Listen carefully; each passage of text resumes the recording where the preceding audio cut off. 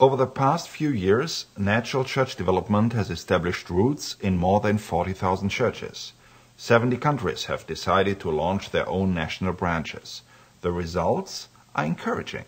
Churches that have done 3 or more NCD profiles have seen the following measurable changes within the 31 months between the first and the third profiles. Number 1. The quality of these churches increased by an average score of 6 points. Number 2. The percentage of transfer growth, which is people joining from other churches, decreased, while the percentage of conversion growth increased. Number 3. The workload of the participating members, and especially of the leaders, decreased significantly.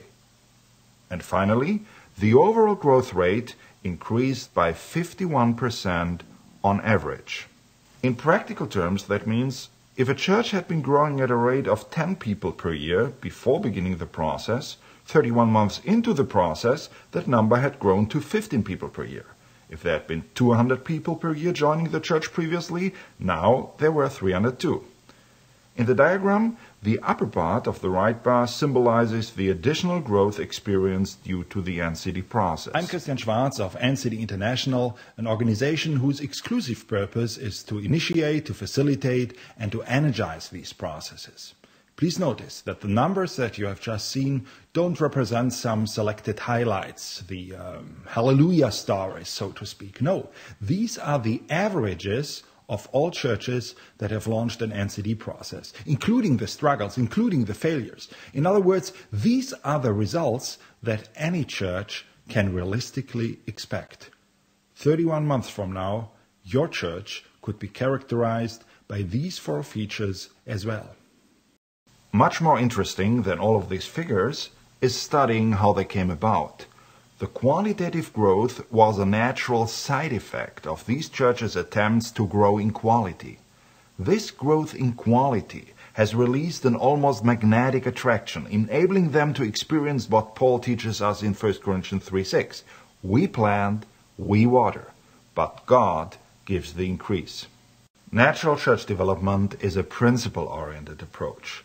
Its principles apply to any church and any church model on this globe, regardless of culture, theological tradition, or church size. A principle-oriented approach is characterized by 3 important features. Number 1. Principles apply universally. They apply whether or not we know them, whether or not we like them, whether or not we utilize them. Even if we should decide to reject these principles, it wouldn't stop them to influence our lives. Number 2. The principles of natural church development are qualitative principles. In NCD, we don't ask the question, how do we get more people to attend church? Rather, we ask, how can our church grow qualitatively in all of the essential areas of church life?